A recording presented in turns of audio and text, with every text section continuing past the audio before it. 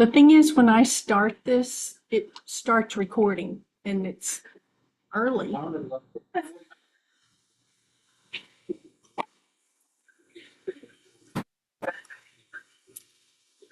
It's telling me if I have any attendees that I can convert them to panelists.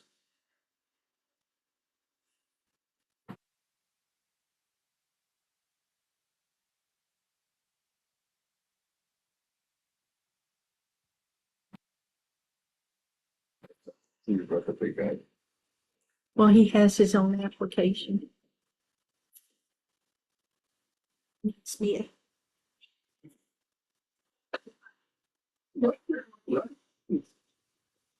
Concerned with a hot summer day, we wouldn't see it. We have to see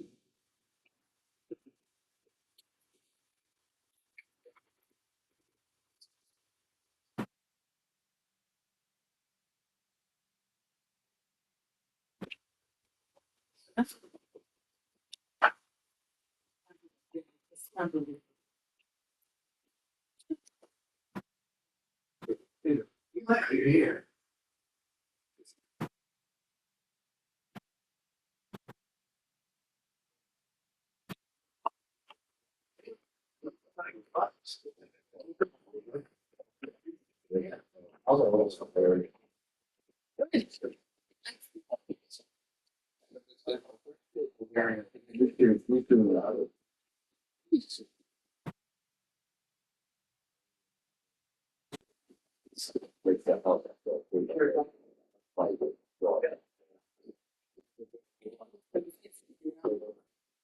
It's not just the bars.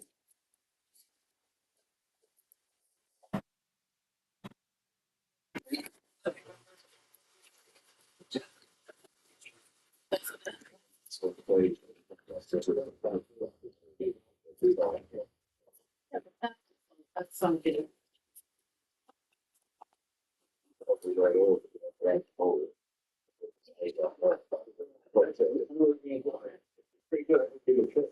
Doesn't like.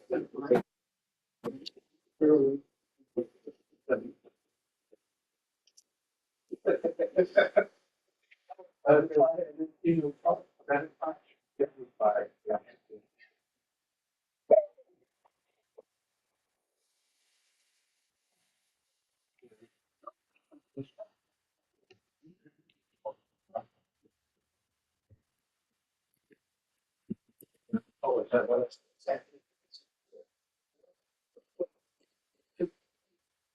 You didn't have any copies of the agenda, did you? No, that's okay. I hate to bother you. I know you're in the middle of something. Is it something I can grab? Yeah. We amended, we added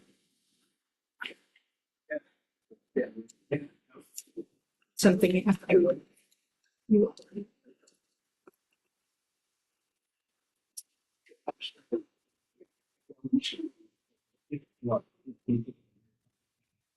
Well, thank you very much. That's all. And I'll keep.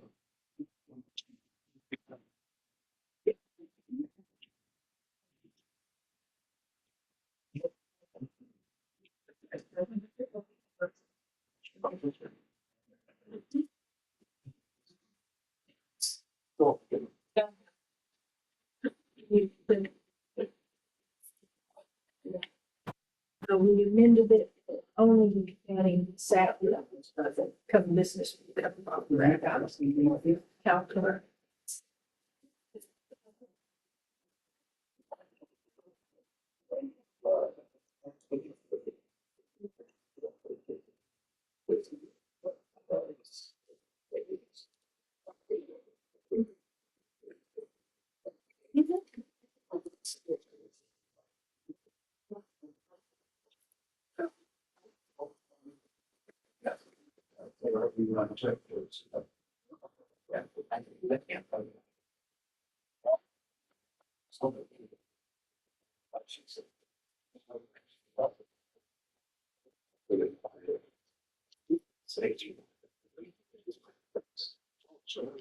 Sure. Yeah. So we could say that. Just something. Right. I agree. It's I don't. If you know, I thought.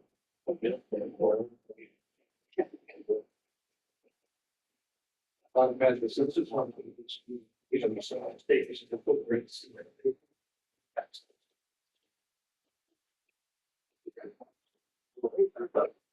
Yeah, I was. Jill. That's not.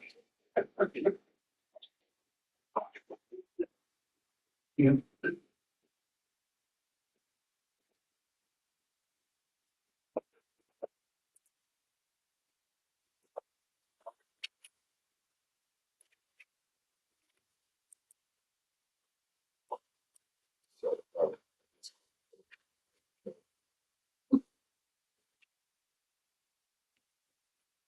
That's interesting.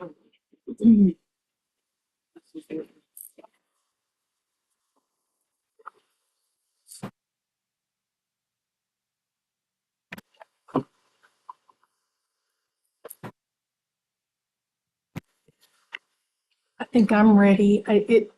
As soon as I start the meeting, it starts recording. So it's been going and Why don't we?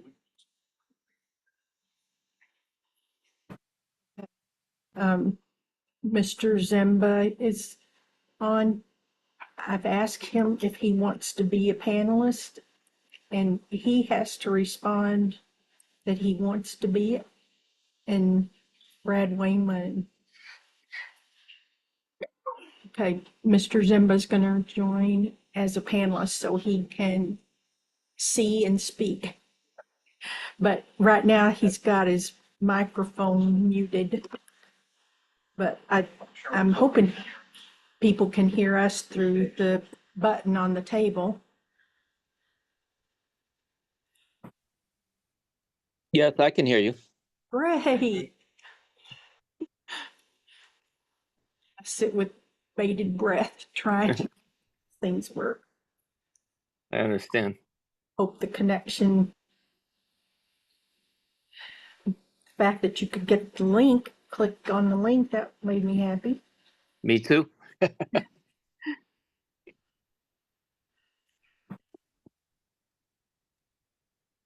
Never had a black screen. I don't know why.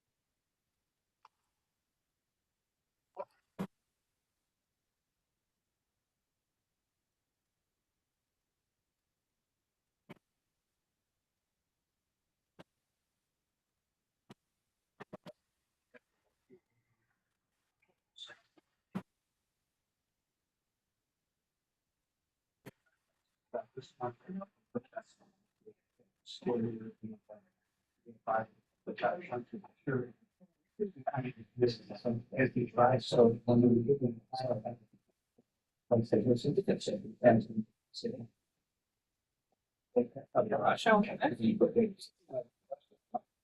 It's like, it's not. Like, with all of it, you got that. Even when you do, you can. But if you're in it, I'm for it.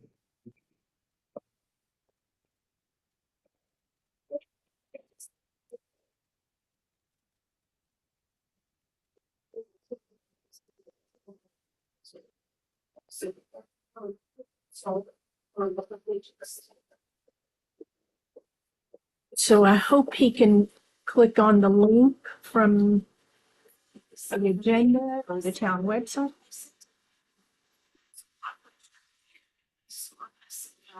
should be able to. Luckily, Ready? I guess. Good evening, everyone. Welcome to the August 5th meeting of the Intermountain Watercourse Commission. First, I'd like to say, seated again, Myra. So we can have our four members from previous meetings. And next on the agenda is approval of the minutes. I'm going to go over them. Questions, comments, additions, deletions? If not, I'd like a motion to approve. Motion to approve the minutes from the July 8th meeting. Have a second? All in favor? Aye. Mr. Chairman, I have one item to address the commission with. We've had a request to add an item to the agenda under other business for a request for a modification to a permit. And it was the former permanent notice application 24-05 WF. Proposal by Talco Construction and Development Inc. to construct a mixed-use development within a regulated wetland flood hazard zone at 466 Deming Road, 337 Berlin Turnpike, and 51 Worthington Bridge. It's a request for a permit modification. Very good. Thank you.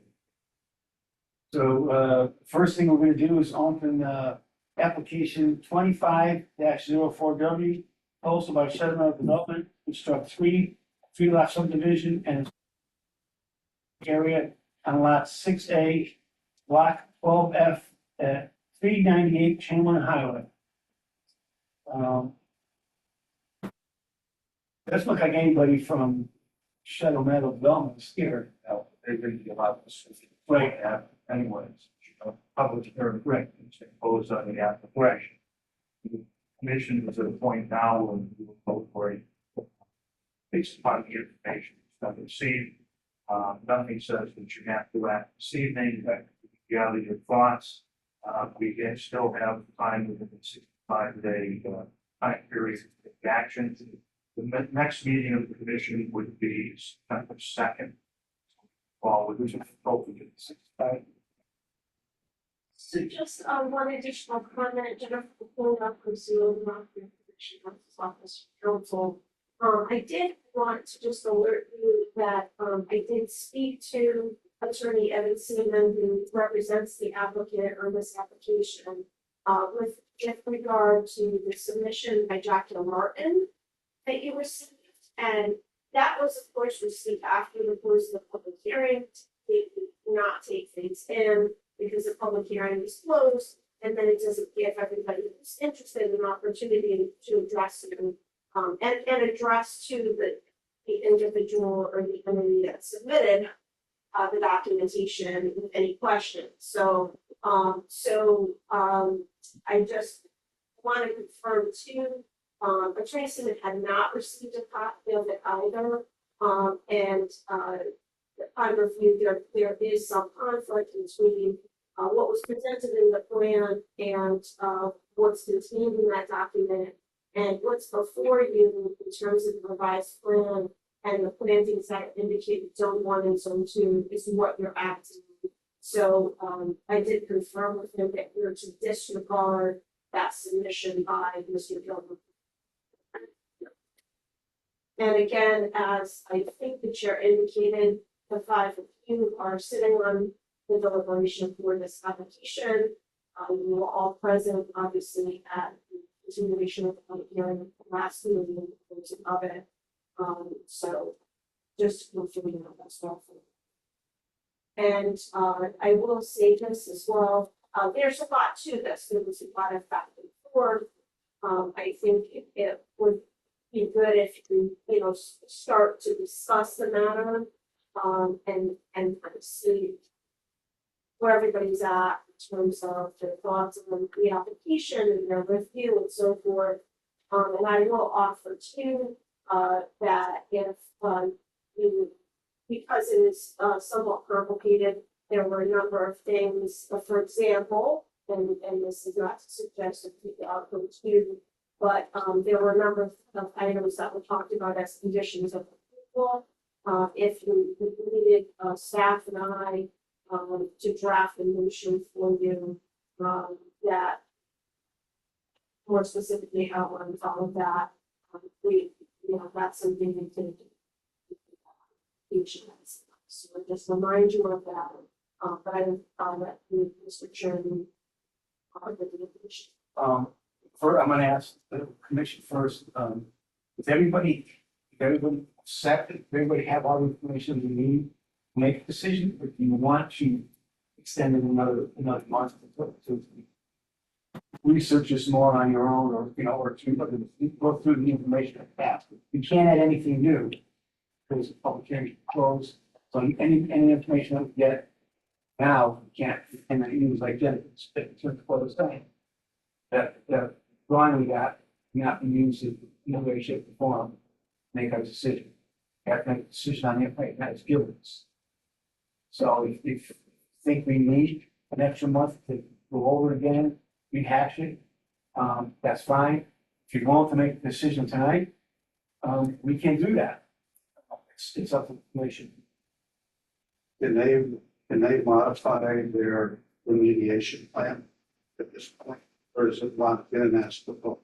So you're being asked to take action on the last revised report. And certainly the supporting reports that you received.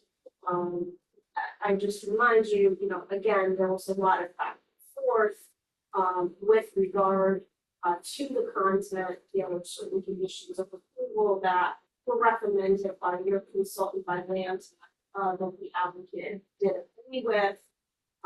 And,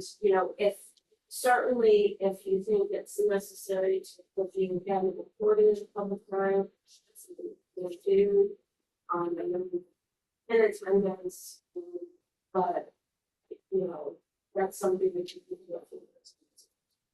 As well. So, I know that, you do send a copy of the recording, and you guys know that it is available through the town's commission chairman fund.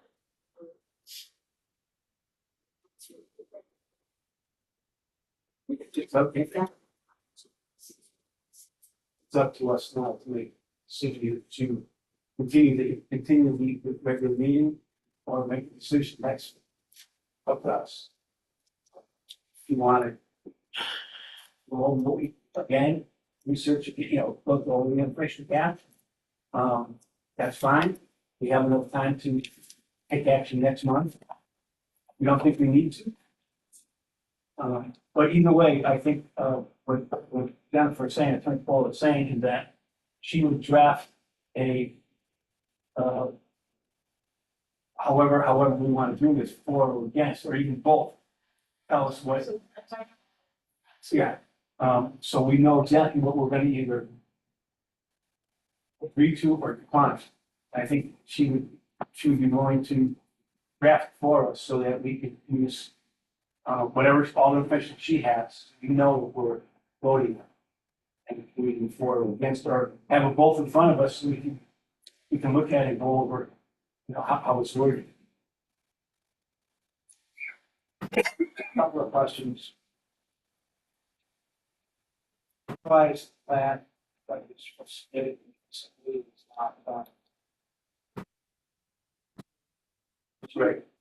But my question is, why was that plan submitted? Was it submitted to fix a perceived efficiency in this plan? So that's something that I'm aware of, or is that stuff? I asked the same question, and talking to Fuller, he did it on his own. Their lawyer didn't know anything about it. He submitted it on his own, thinking that he was doing the right thing to show what he was doing.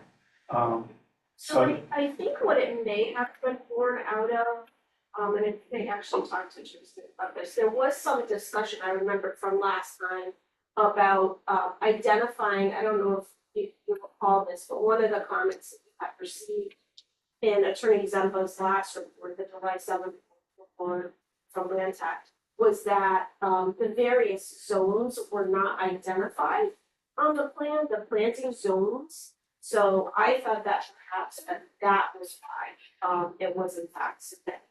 But, when you look at, the plantings that were proposed in the revised plan, the plantings that were proposed in the revised plan do not match, the plantings that, that was submitted by Mr. Butler. And so again, for Attorney Seaman, he's saying, you know, I think that half the applicant may want to be considering what was in the revised plan and not what was, submitted by Mr. Butler, you know, post the public hearing. So looking at, I know you, we all looked at it and, you know, went through it, but we have to disregard anything that's in that, that's not what's going to be forthcoming. So the commission asks attorney to assist in the preparation of a model motion, model. Assuming that something that or Yes. that would be available to us by the parties. No, I did go back through my notes and I do have bullets, but, what I would do is I would, go through everything that's submitted again and review the recording too, because again, there were additional items that were discussed. There were, a couple of, items that your agent proposed as well as conditions of approval with regard to when the building permit will issue. And I recall use of pesticides and so on and so forth. So I have that in my notes. And I do go back and look for clarity to make sure that I have a comprehensive list of, proposed conditions of approval on, again, drafting that type of motion. And personally, right now, I think, better if she did it, because just for the, what, everything's gonna be in the motion. I'm not sure we could tonight sit there and come up with what exactly we wanna say to make it beneficial to both parties. So that, but it's, again, it's up to this commission. I'm one person. If you wanna take an action tonight, we can. I don't recommend it. I think we need Jennifer's, attorney proposed output and, motion. So we have a lot of facts. They have a lot of facts. I think this is an important decision right now. This is something we really have to consider.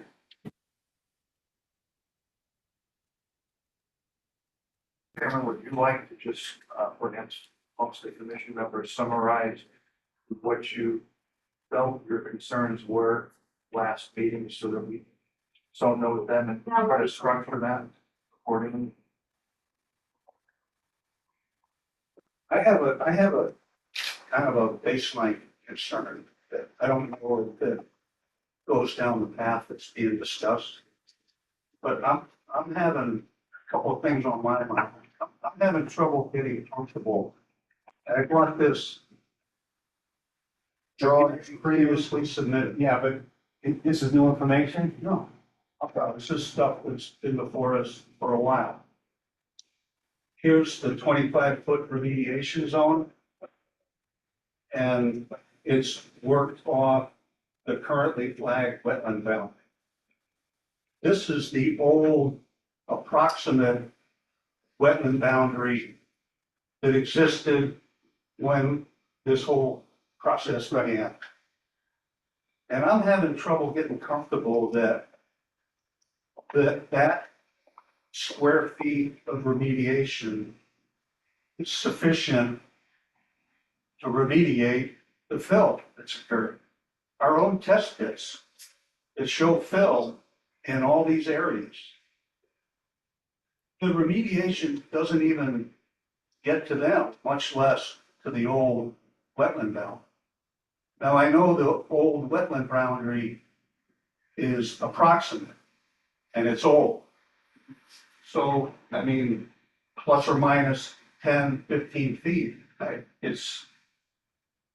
I'm having trouble getting comfortable that this is sufficient remediation. I mean, this is approximate. It could be further this way too. Go ahead, Bill. So I don't know if you guys like help me get comfortable when I'm looking at that. Unfortunately, correct me if I'm wrong, Tim, this is what they were submitted and was approved at the public hearing. Uh, Go ahead. Well, so Yeah, that's what I do. I think this was one of the first versions Right. of the submission for the proposal. And the applicant proposed an area of mitigation, didn't get into a lot of detail on the plan.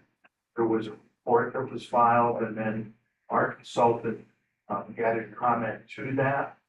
So you're not seeing the final product. This is like version number 2, I guess, of what was submitted. Well, that was one of the things that staff requested, that they had to have a accurate drawing of what they were gonna do. I wanted a written report to match the Right. plans, so Plan, right. that there's no question. And again, not that we're gonna use that little plan, but like, I've been on hundreds of job sites and nobody comes in with an 8x12 piece of paper and say, this is the plan we're using. You want a plan like this, so that when they go out there, they have this. And it's, in more detail. But I think we have to wait. I know that's why we have to wait for them to give us a plan. Well, I don't think I didn't hear anything that this 25 feet was gonna change.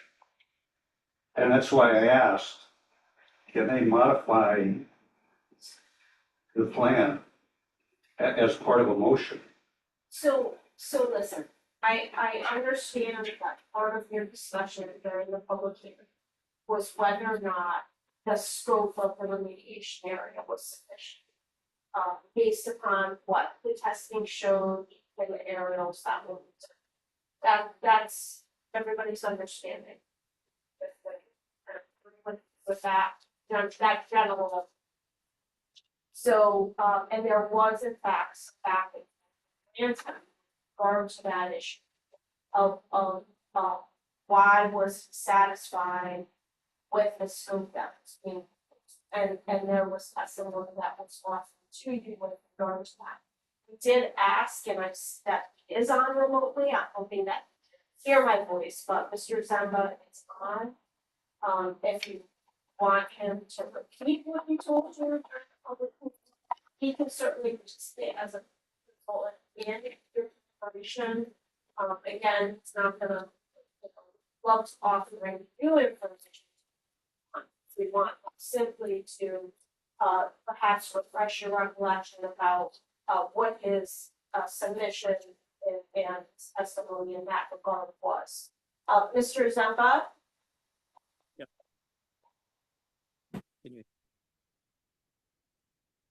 Mr. Zembo, are you there? You hear me?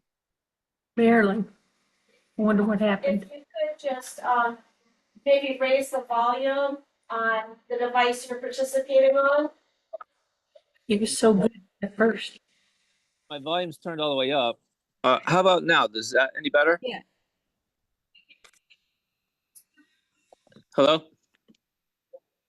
Can you hear us? Let me see here. How about now? Is that any better? We can hear you, Mr. Zembo. Can you hear us? Yeah, I can hear you, but it's a bit choppy. I've been having a little trouble following everything that's been said up to this point. It seems like every word is just cut off a little bit. You had a comment or question. I have a question for Mr. Zemba. Okay, yeah, Anthony Zemba here for the record.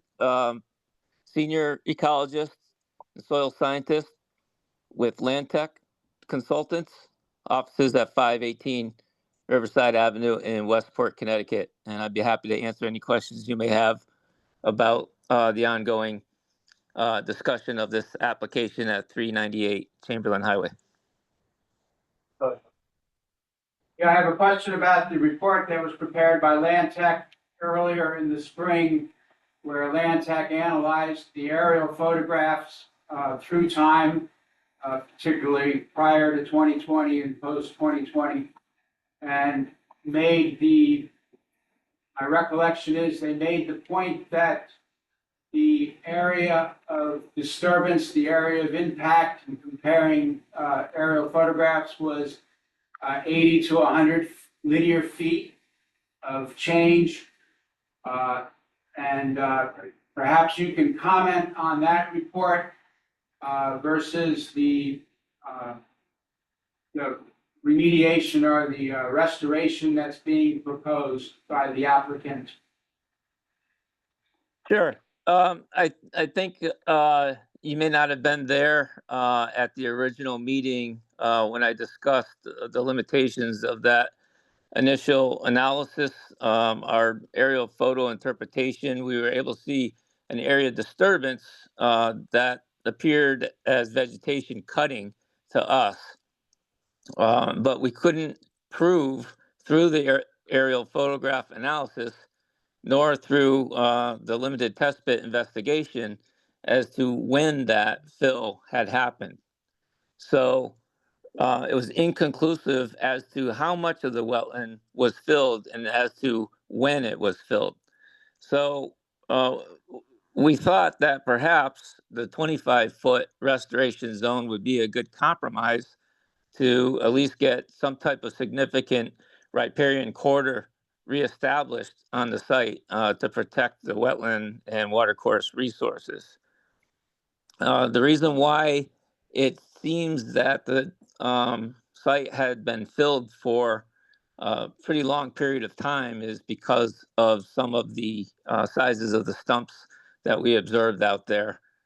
There's some of those trees had been growing for quite some time on the property. So it is conceivable that the fill could have happened long before current owners had taken ownership of the property, or even could have proceeded when the Wetland Act was passed.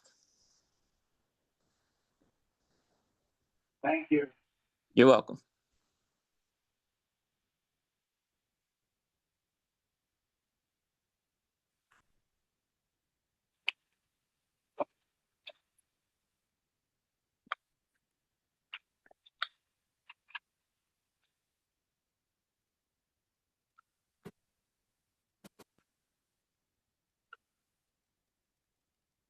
This is kind of a side issue, I guess. Am I correct in assuming that as a legal matter, it doesn't matter when it was filled?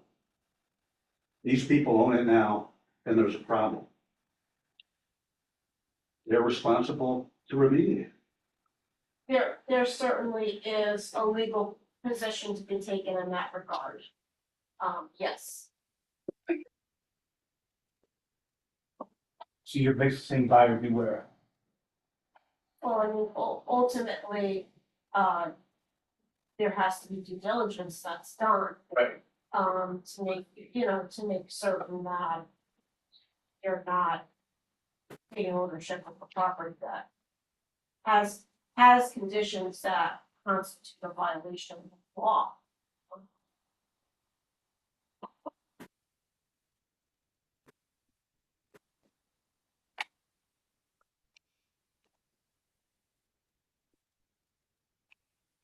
How would he find out if there was a violation? If no one. You asked me how would a property owner? Yeah. Well, I mean, if certainly they would have consultants to investigate, and they would research the property. This is,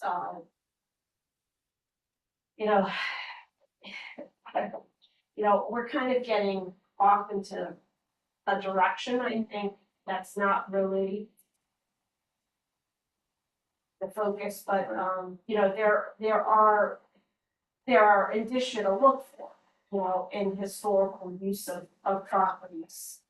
And certainly, you know, there's mapping that's available, there are aerials that are available, and, you know, those were relied upon by, you know, both consultants. Third party consultant hired by the town and also the applicants. So it's not, you know, there's sort of obvious avenues to identify whether or not you have a potential violation. That's a hard question for almost 30-year land use attorney to answer. Because what I might recommend to inquiry versus some of the rest of my land use experience.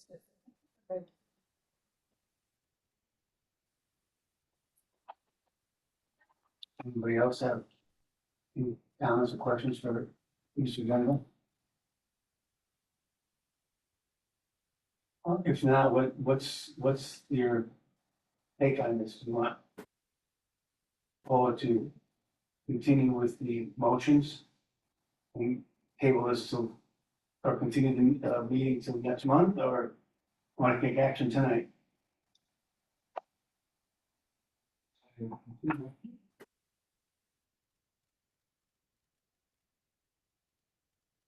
That's fine. I'm not comfortable. I mean, that's just me. I don't think they've gone far enough. And I don't know if that's something that can be addressed at this point. I don't think it's a meeting. No. Right, right. Right. I mean, after Attorney Paula gives us the motions, I mean, we can either, once the motion is set, we can either approve the project or deny it. And if we deny it, we can say why we deny it. My concern is that if we deny it, maybe nothing happens and we're left with it all filled in. And so I don't know what like if these guys decide at that point, oh, you didn't approve, we're not willing to do anymore, we're just gonna walk away. Can't we still compel them to remediate? So again, we're sort of getting Yeah. into, and you know, this is a problem that you see periodically, right? When something comes in as a violation sometimes, and then, you know, you're obviously the path towards resolution is always restoration, right? Versus, you know, somebody coming in with an application that reveals that there are, you know, violations upon review, right? You're kind of ending up in the same spot. And I don't think it's appropriate for me in deliberation on, because you do have a proposed restoration plan before you. I think that needs to be focused. I don't think your concern should be, well, what's gonna happen if we deny it, and they take the position that they're not gonna do anything to restore it, right? That's a conversation for another day and not within this proceeding. Been asked after a restoration plan, I think you have to determine whether or not that restoration plan meets, you know, statute meets the regs. And that needs to be the focus, and you need to not, and I know it's difficult, but you gotta put, that possibility out of it. Because that's not the job before you. So where I am on this is, as Mr. Zemba stated, and Land Tech is our consultant, and Mr. Zemba, please don't take this personally in any way. But as stated, this was a compromise proposal. But I don't feel that compromise was arrived at with the input of this commission. It was dropped in our lap as here it is. And when I study it and look at it, and based on testimony we've heard, you know, it is complicated. We've gotten a lot of info. It just doesn't, it's not a very good compromise from my perspective as a member of this commission. Well, I mean, And I'm willing to compromise, but it just doesn't get me there. okay. So I'm willing to have my mind changed, but I'm not hearing anything that's changing my mind. So that's where I am on this. We can act tonight, or we can act next month, and maybe I'll hear something in the next month. But I'm not hearing anything right now. Like I say, our own test pits that prove this is a filled area, we're not even coming that far, and that's a long way from the old wetland line. Well, this is So anyway, this can be in the upland review. Pardon? You're not gonna do anything here. It can be in the upland review area. This test pit shows 3 or 4 feet of fill and wetland materials underneath it. And we're just leaving it there. I mean, you could say, oh, 5 feet this way, maybe it's not fill. I think it is, but the remediation doesn't even come to our own test pit lines that proves there was a wetland filled in there. This right here is the upland review area. No, this is the approximate wetland line from 20 years. The wetland line we started. Yeah, that's from the new. But that's right here. And again, I know what you're saying, I understand you, but, you know, what you said before is we have a professional, he's telling us one thing, we have to make a decision. I mean, if you don't agree with this, then vote to deny it. That's all I can tell you. That's where I'm headed. I just, for clarity for the record, I do want to identify that drawing that you are looking at, that's important.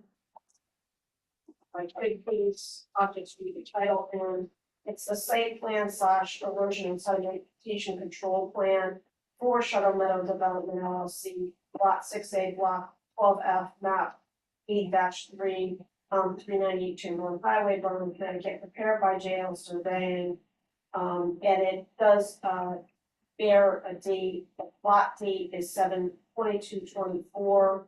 And then it indicates revisions for staff comment, revised through 5/27/2025. And it is, project number 22415, and, it's sheet number 3 of 4, and it does, bear, the signature of Jeff, Pesco Sidio, Pesco, I'm sorry, license number 70405. Thank you. And Mr. Jackson, I'm sorry if I wanted to say something.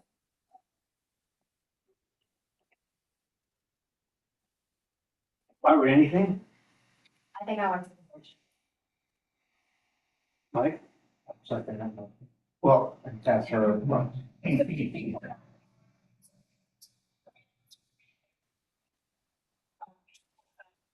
That you do want us to vote a motion to deny the plan, the proposed plan, and, or the application business.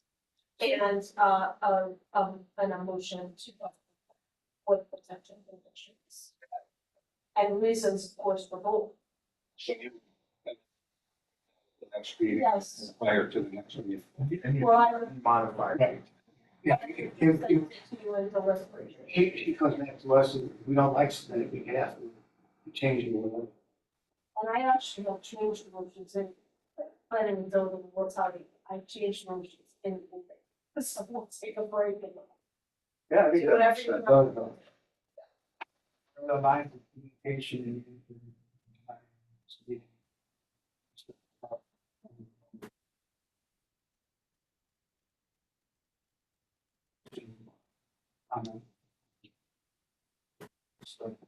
There, That's the line of communication. there can be no communication. No, Your deliberation must take place in, the public, well, not the public hearing, but in public session. So that is a critical rule for follow. Provide the record as it appears, something that's like Jim said, if you want the video, I mean, the audio, Yes. Yeah, I was able to do that. It worked pretty well.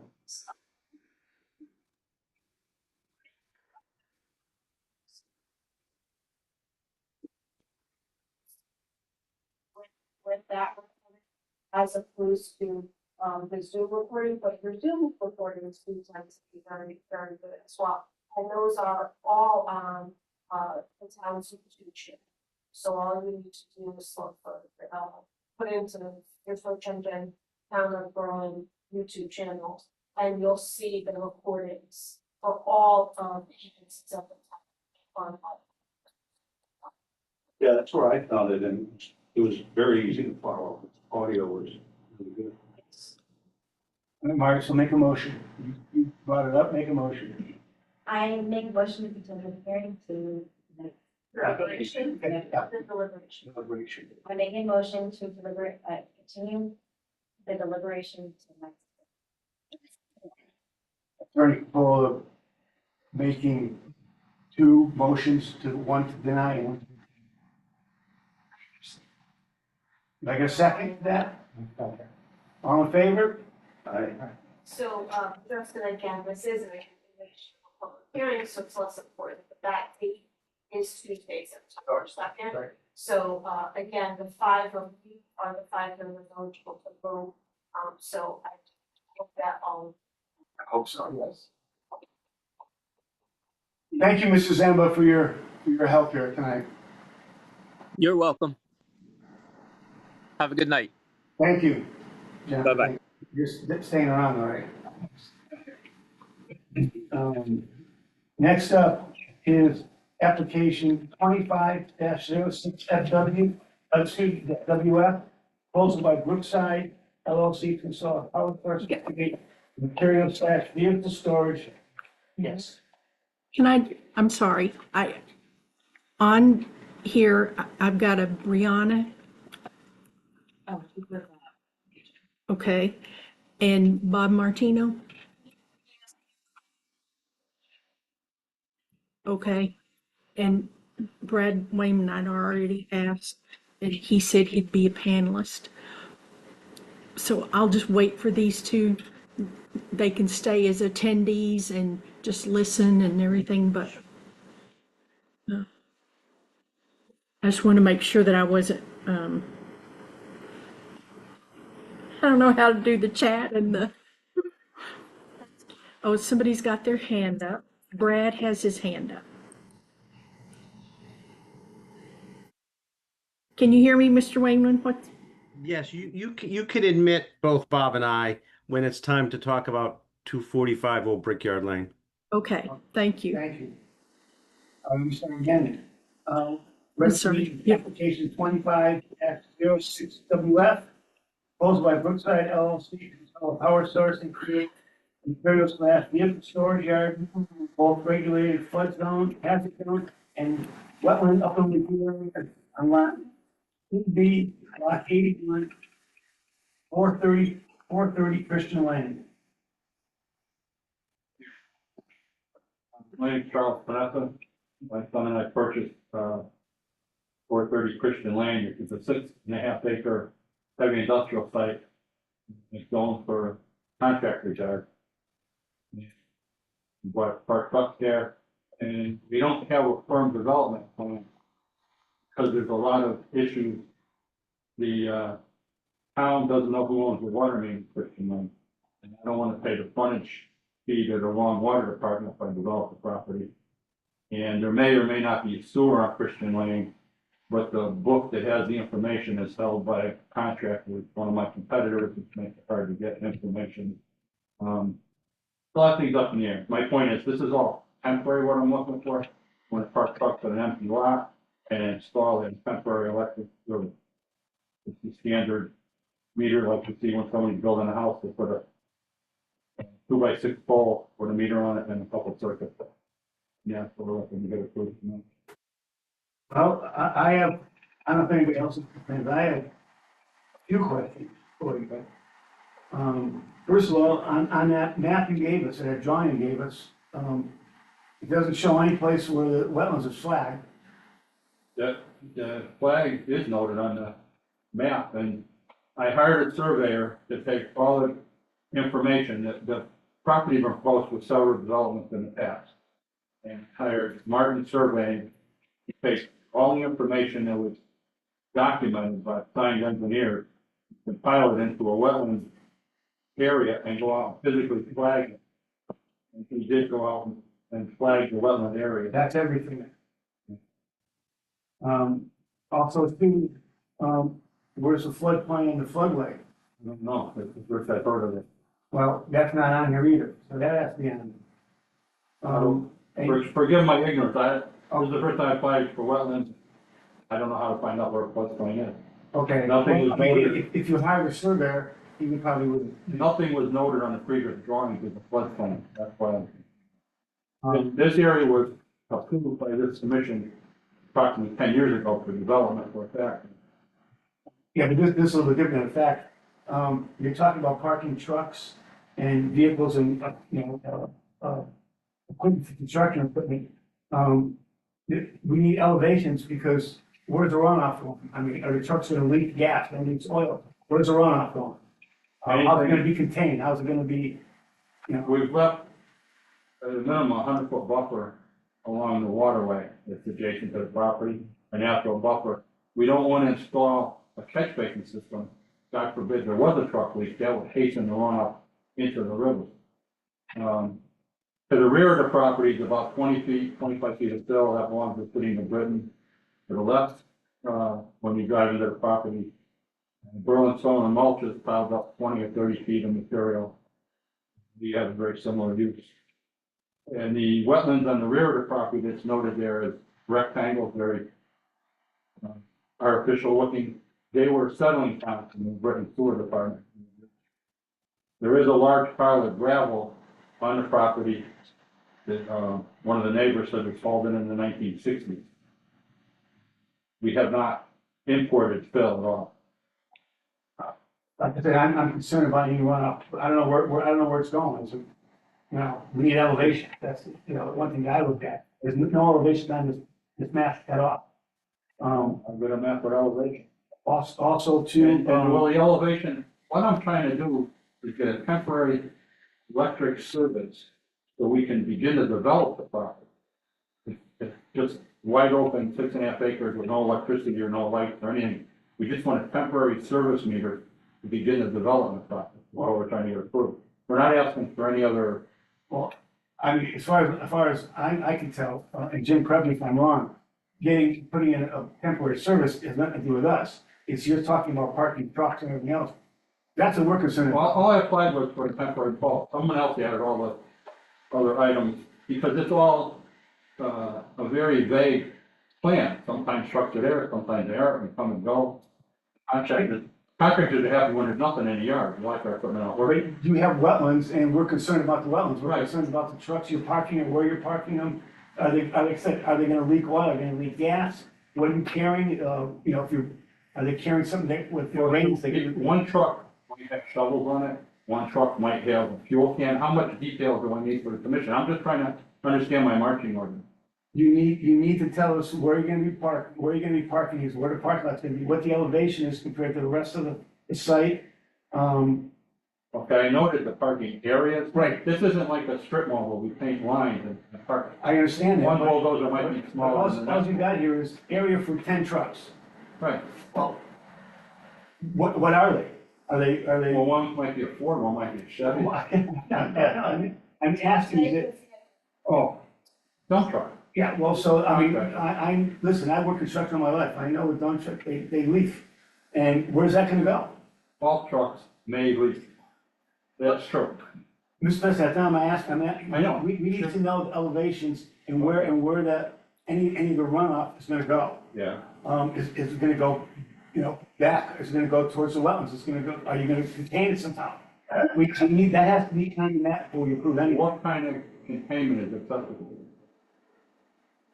Jim, We would have to, we need further detail on the plan to show, first of all, when we talk about the elevations that Mr. Needs referring to, how does the site drain? We know that a good portion of that site is below the flood elevation. With previous applications, the flood, limit of the floodway was shown adjacent to Willow Brook. I'm gonna say, you know, I don't have that plan in front of me, but probably a third of the site is was below the flood elevation. The flood elevation in that area is elevation 46. Anything below that is susceptible to flooding during a 100-year flood. We've had situations where Christian Lane has been underwater. We have you know. a situation where the town yard goes underwater. I mean, this is Berlin. But- And the heaviest rains in the last 2 years, when the town yard's been underwater, this property's been high and dry. I don't know. I've been there, Charlie, when you couldn't pass through Christian Oh, Lane. Christian Lane has flooded, I know. And Where I have. Christian Lane, the elevations of Christian Lane in some cases are higher than portions of your site from the previous site plan. When we, I don't want to get into an argument with I'm you. not arguing anybody, I'm trying to understand what I need to do to get my electric service. That's what I'm trying to find out. I mean, like I said, we're not concerned about electric service, we're concerned about what you want to do once electric service is in. So, would if you are this mission, if I put the electric service? I think you have to go to planning and zoning for that, right? I mean, that's not. Well, they wouldn't talk to me until I get permission from you.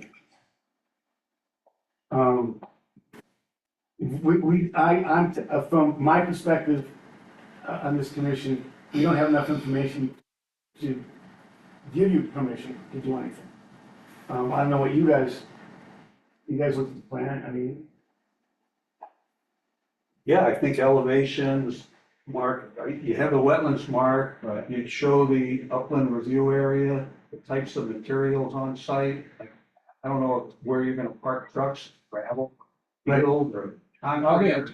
We knock down the trees and some spots of mud, we run into milling, just like our neighbors on Trash Way. It should be, Yeah, Charlie, they have all received Well, that- permits from the Okay, town. well, that's what Our I'm looking part for. I'm is not, received expensive permits. I'm not trying to be argumentative, I'm trying to. It's like you're debating everything that the commission is saying. I'm sorry, I'm just trying to understand, this is all new to me, I'm trying to understand what you need. understand, I mean, I think you should get in contact with a surveyor and soil scientist and have them go out there and, run, just go out there and survey it and tell us what the elevations So are.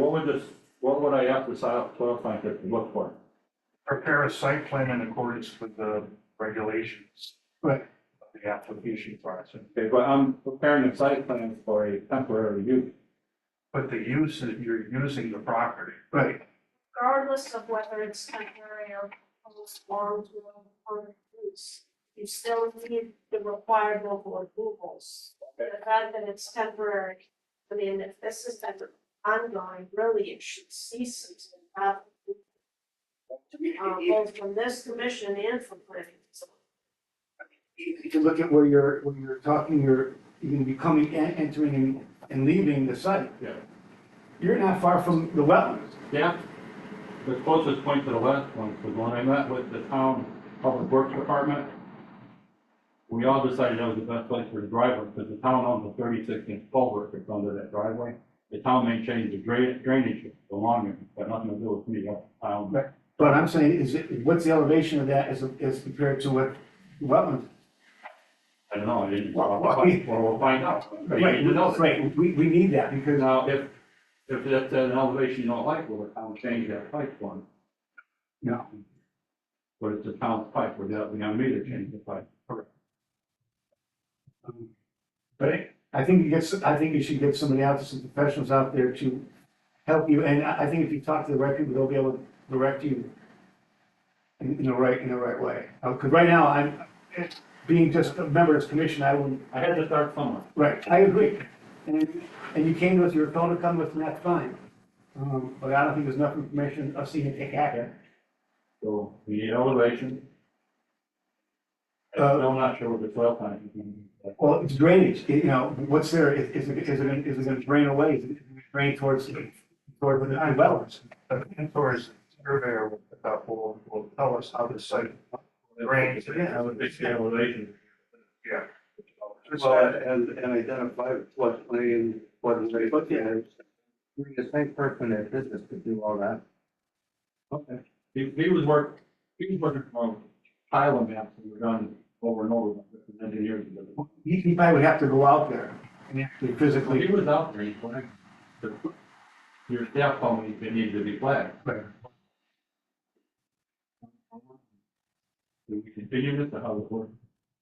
I don't know, time wise, maybe best knowing, the time it takes for a surveyor or a civil firm to put the plan together, and you may want to withdraw it so that you don't get into the time frames beyond the time frames allowed by the commission. Because technically, they have to. Being a small working guy, if I withdraw it, I have to find another hearing for $210 or. They have to You could reapply. request the, There's a process. to the town council. Put me in a conflict with them on the town council. And I'm not trying to give you a hard No, time. I mean, the problem is, I think what Ms. Barber was trying to say to you is that you only have so much time from the time the application is open to when we have to close it. And can your surveyor get out there, do all the work, get all the maps done, get back to us? We're gonna have to go over it. We're gonna have to continue that meeting. Are you gonna have enough time? Because once you get by that I time, don't even know what that time is. Technically, I mean, Jennifer, correct me if I'm wrong, without the timeframes in front of me. We have 65 days from today to make a determination on whether or not So it'd be a unlikely. public hearing would agree. We should move a public hearing right now. So that's First one. is, are you gonna have the information that you need to determine at the next meeting whether or not it needs to go to public hearing? I agree, it'd be unlikely to get a fund for the law. right. So, and again, I understand your play as far as having to reapply, but I think that you don't want to have to go through the whole thing twice. So I would, if, again, on advice of counsel and Jim, I think withdrawing this application now and coming back to council for, how would they do that as far as having not to pay again? There's a, Yeah, you can try that, And we're scheduled to go to planning and zoning, get permission to have electricity this week. Should I withdraw that off? Probably, it's probably best, yeah, because if you They're all know, more expensive than your permission. see, we're easy, Charlie. yeah. And again, and we're not trying to, to make it hard for you, but And I'm not trying to get we just need more anybody a problem. I information. bought a piece of land, I didn't know I needed permission to park on it. Right. Well, because of where you are and what's involved in it. Yes, I'm next to the dump, and a sewage plant and a landfill. But there's a lot of wetlands in there, so, yeah, but the wetlands are considered wetlands by the state of Canada. And by your law. So, Well, thank you for your time, I'm sorry I don't have nothing to do. well, he's gonna have to come in. You could certainly just state for the record. Okay. At this point. This wasn't like the withdraw, yeah. So I need a motion to accept the withdrawal? No? Okay, okay. So I think your next thing is to contact somebody, go out there and, all right, thank you. You can certainly, we have to coordinate myself, and perhaps you may want to chat with planning and zoning, put it all together in one shot. Who you talk to? Well, you can talk to the town planner. When you're out there, Jim can give you any advice too, I'm sure, he's more than happy to help you out, what we're looking for. Thank you.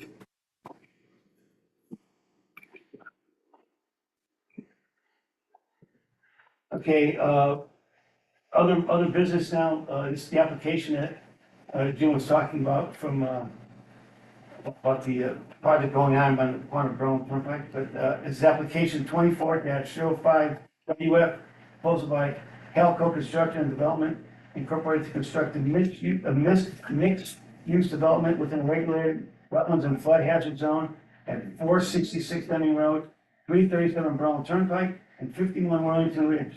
Request to modify the permit.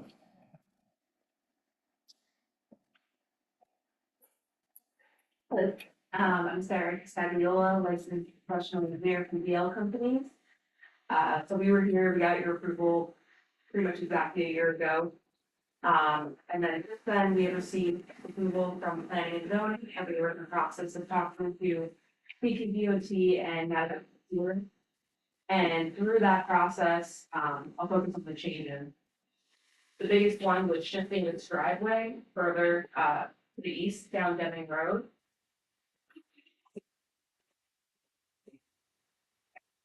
And due to that, it caused some changes internal to the site with the parking, grading, stormwater, drainage. Overall, though, none of the buildings have changed, they're all in the exact same place. General, flow of the site is the exact same. So all the changes were just associated to that driveway shift and a couple other comments along the roads from DOT. So the driveway, it's the shaded area at the top there, that's being shifted to the right? Yeah, previously the driveway was here. I think I scaled it off today, it's about 100 feet Yeah. shifted to the east on Deming Road. So point to what's been shifted? This drive, the drive entrance into this. Oh, okay. And so what this plan shows you is, this pink line is the, limited disturbance that you had previously approved. And this purplish line is what we're currently.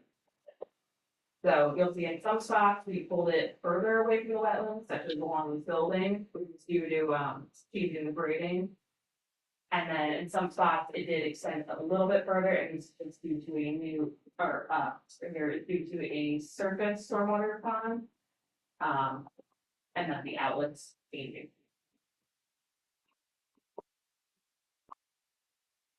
So essentially from the drainage report, the numbers in terms of runoff were approximately the same. Yeah, we're still overall from the site reducing the, peak flow from the site. We still have, hydraulic separators treating the flow, so the general premise is the same, it's just slightly different location. And it's due to what DOT is asking. Yeah. Right, right. And again, I'm sure it's gonna be much better for traffic in and out of it. And I guess their concerns might have been, correct me if I'm wrong, the stacking of vehicles on Deming Road, that's why they wanted the entrance pushed Correct. by the trees. Making sure that the vehicles make this left turn. That's that was my, and I was planning zoning thing, but are they gonna allow them to go left, or are they gonna make them go right? Yeah, with the shifter. Okay. What is that, light blue line? Oh, that is the, upland review. Okay, so the disturbance does not extend into a wetland boundary. This adjustment, the disturbance you're calling is disturbance within the upland review. Yeah, no well. And the dotted blue line? That is the, flood. And so the disturbance you see within the floodplain, that is just for a pipe installation, so the bridge are gonna be smashing. That's the, outlet pipe from the city.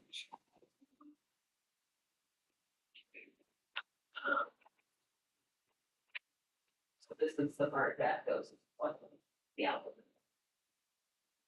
So the only thing we're modifying is the end. There's little tweaks throughout, just for daily circulation, and, Madagascar Sewer had a little bit of change in this parking lot over there. But again, that's outside of the upper. And for the commission's benefit, this is essentially phase one of the development of the proposal. The current developer also owns property to the east. Oh, he goes all there, Yes. okay. Yes, up to the, there's a plaza. Right. Opposite the entrance to our Home Home Depot, Depot. to the essentially. Okay.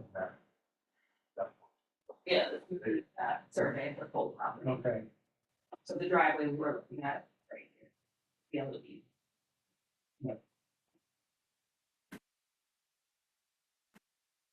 For the commission's benefit, from the initial review of the proposal back, it's just about a year or so. Yeah. It's just pulled out the old proposal.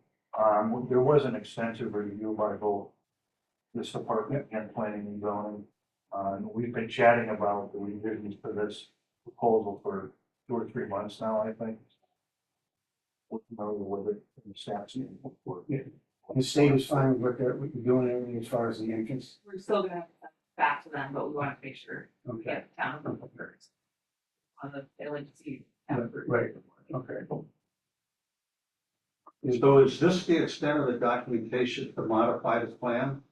That you submitted We submitted it all full. that? Yeah. Yeah. And everything else we got. Between the plans and the written, it's.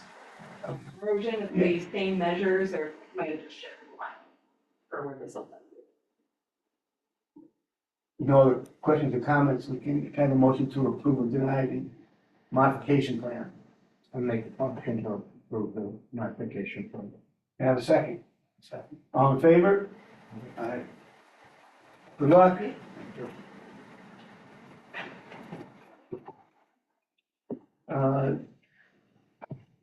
Next up, the number 2 is Deming Road. Nothing yet.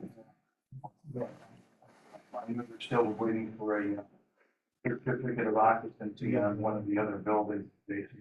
So, but it's a property. Oh, it's inspection started. Okay. But they have not gotten back in one or the other. Okay. And next, a notice of non-compliance issue to Kokomo Old Brickyard Road Lane LLC and Kokomo Brothers on Guys, July 12th, 2024. Liam, Regarding a I non-compliance. can't, I've got to follow this meeting, so Yeah. sorry, Restoration plan for 212 and 245 Old Brickyard Road, approved by the commission on April 2nd, 2024.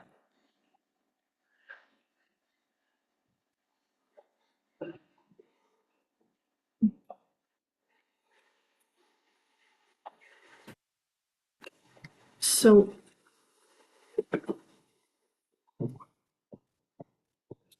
have Brad and Bob. Hey, Gentlemen, can you hear us? This is Brad. I can hear you. Is Bob able to hear the meeting as well? I can, Brad. Yep. Okay. Okay. Well, why don't you go ahead, Bob? Well, we were reached out to by the town to attend the meeting tonight, and we're just wondering why the town hasn't enforced the the action that they took April 2nd, 2024.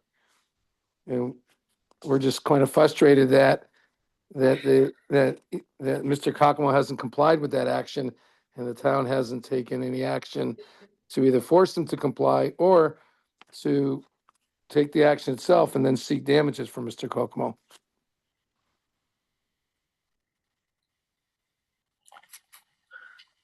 So, I know the last time, just Jennifer Capola from Steel and Opry Corporation Council for the record, on this matter. So the way that we left it last time, because this has been carried on your agenda for months and months.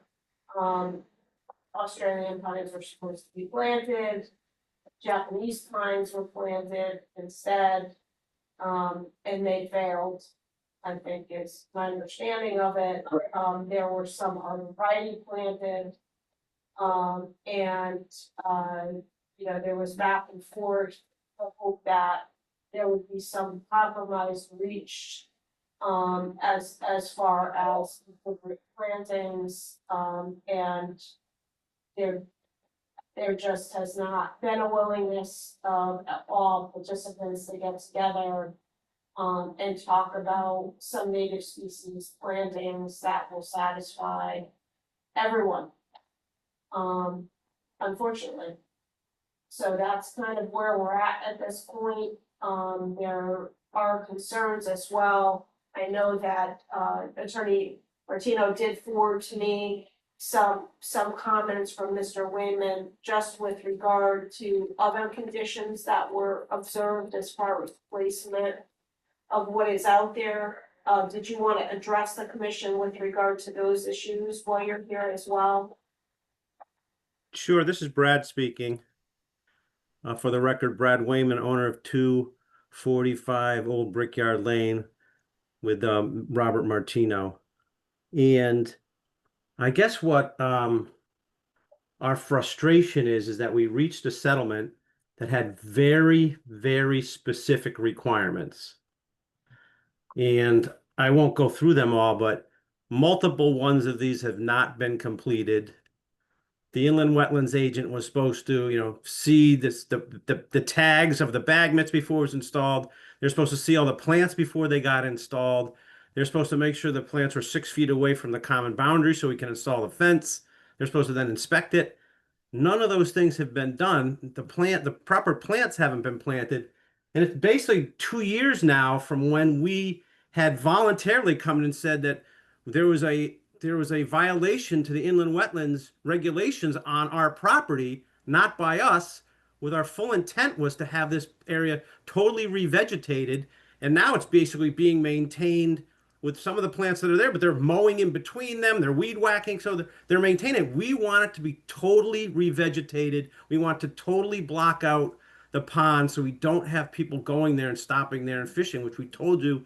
We've said to the commission numerous times that we have a lot of concerns that people go there and now they're around the pond. That's why we didn't want any of this taken down. We purposely let it grow. And here we are 2 years later. We're still having these meetings. We're still having these conversations. We don't believe that we agreed to a very specific plan. We're just asking that that plan gets followed. That's all we're asking. It's very simple. We're not asking for more. We're not asking to change that plan. We're asking anything else where the other party involved in this plan is asking for changes. And I'm like, we weren't even party to these conversations.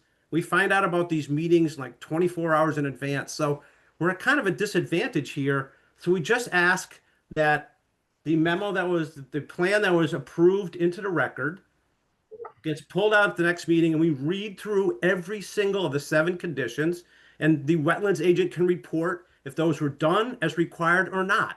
And then we can reach a consensus on how we move forward. Other than that, I don't know why we're kind of getting pushed into a corner. At least that's how Bob and I feel. Pushed into a corner to compromise when we were the aggrieved party in this. And I'll leave it at that. This is an issue that you're right. It's been going on a year and a half, almost 2 years. And I understand your concern, and we've talked about it us, the other commissioner, our agent not being contacted about the things, not being given any heads up they were doing it. Our biggest concern, I think, in this commission is. And again, we're not professionals as far as this goes, but what we understand is that some of the plantings you're requiring aren't suitable for that type of soil. Would you be willing to modify the plantings in any way? We are willing to have a conversation about that. We would really like to have a conversation on how the plan is going to be implemented by the commission, because it doesn't appear that it has been. So you're asking us to compromise, which we're willing to have that discussion, but we really need to understand in a very forward, straight line, how if we have any compromise, how it's going to be administered and done, and if the violator does not do it, what is the outcome of that? Because the last thing I want to do is have a conversation, we compromise, and we're having this conversation 12 months, 18 months, all over again. That's what our problem is. That's what our frustration is. It never appears to move forward. There never seems to be compliance with the requirements. But now we're being asked to change them. Well, we're not asking you to change, the parts that, having our agent go out there and check. Jim is willing to do all that. I think what we're looking for is, and I know you don't want, you've been compromising the whole time, but are you willing to compromise on what we plan or what he plants as opposed to what you want it done? Yeah, so the challenge that we have there is that we specifically asked our horticulture expert to provide us with evergreens that are deer tolerant. Arborvitaes are not deer tolerant. And what will typically happen is you'll come there and there's going to be the first 4 feet of those will be bare in a year or two. So we're willing to have a compromise and a conversation as long as they are deer tolerant species. And the challenge that you have is these are a species that has been typically planted along the Connecticut highways because they're deer tolerant. So if you can bring to us, or we can have a dialogue of species that are deer tolerant and then can match the soil conditions. I don't know what the soil conditions, that is certainly not my expertise. And then we can have a very clear path on how this will be done and taken care of, and we can put this to bed, and we can get the fence up and stop people from going across the property, stop it being maintained and those things. Then there's a path forward. So I will leave it up to Jennifer to come back to us with plantings that are by the state of Connecticut that are deer tolerant.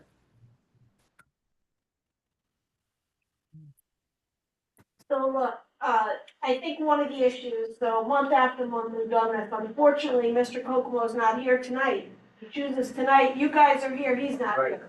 I think this is the first time he hasn't been here. So we do have that issue. I will ask him to attend the next meeting.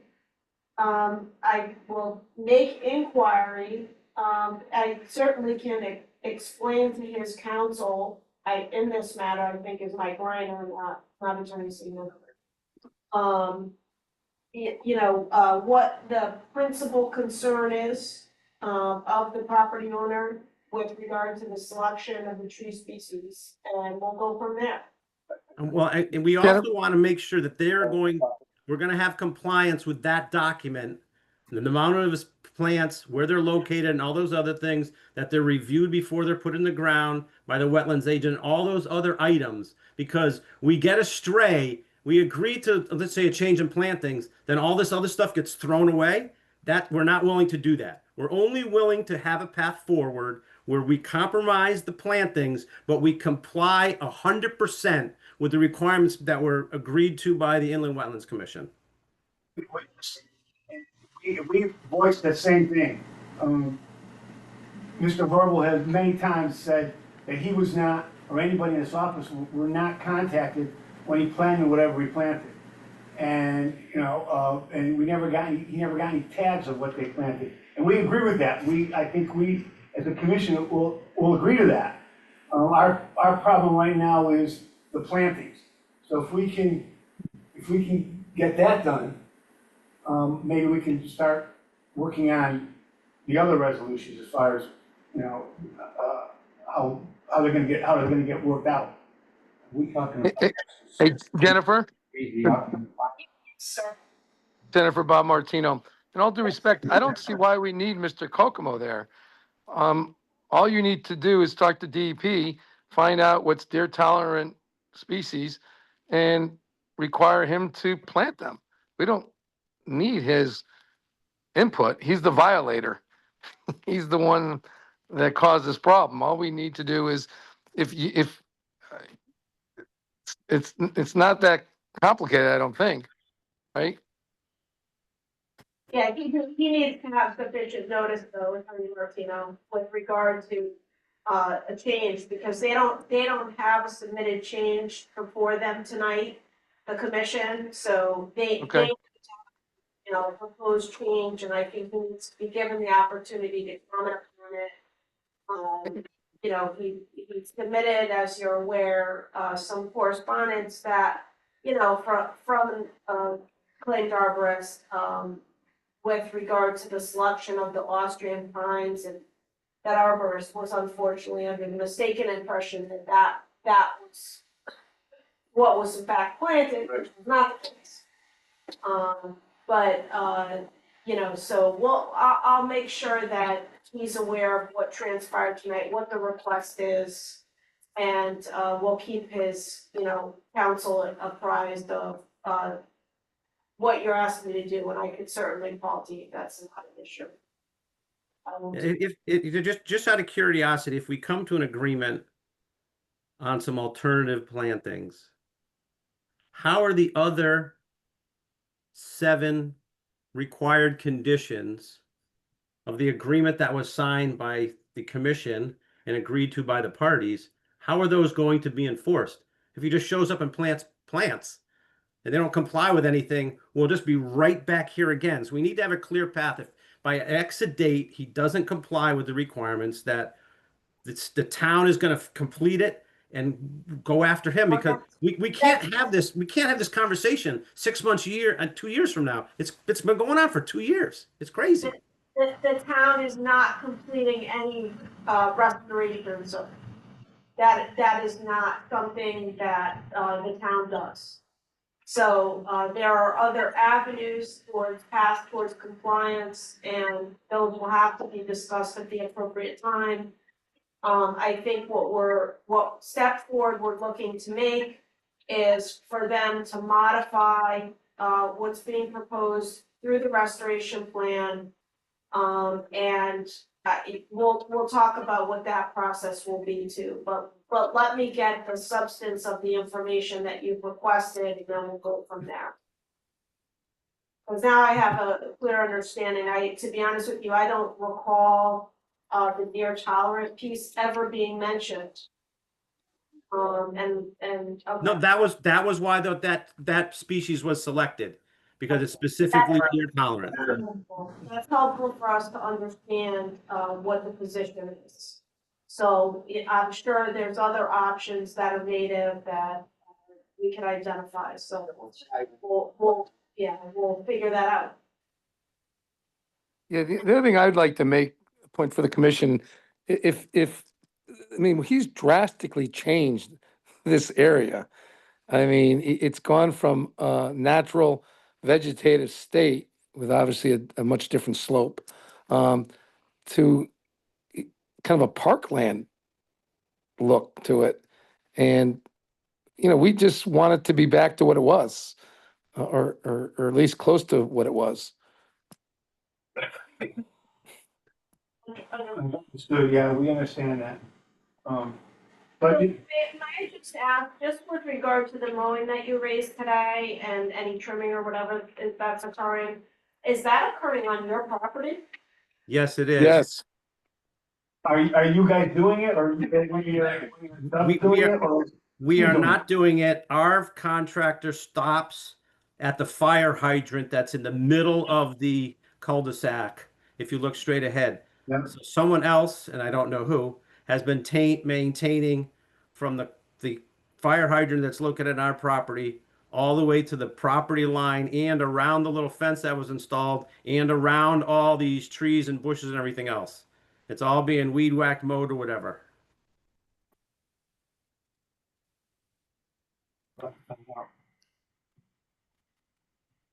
The town's definitely not doing it.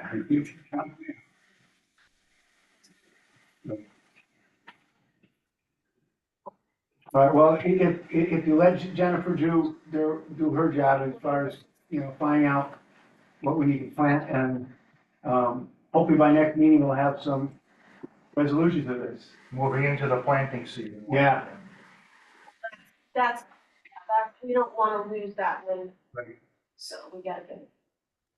yeah, and Jennifer, if you just find out what, get some options and just shoot them to us, we'll run it by our person. We don't need to wait till the meeting. We'll just, we're flexible on that one requirement as long as everything else is met, so. Very good. Thank you. We appreciate you attending. It was helpful to us. Thank you. Great. All right. Okay. Thank you so much. Gentlemen. Bye.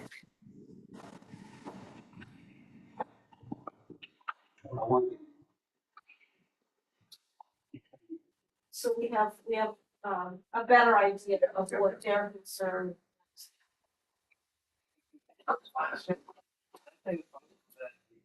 Notified by a firm that treats ponds, treating Timberland, the irrigation pond, they're treating General Meadows pond, I believe, next week.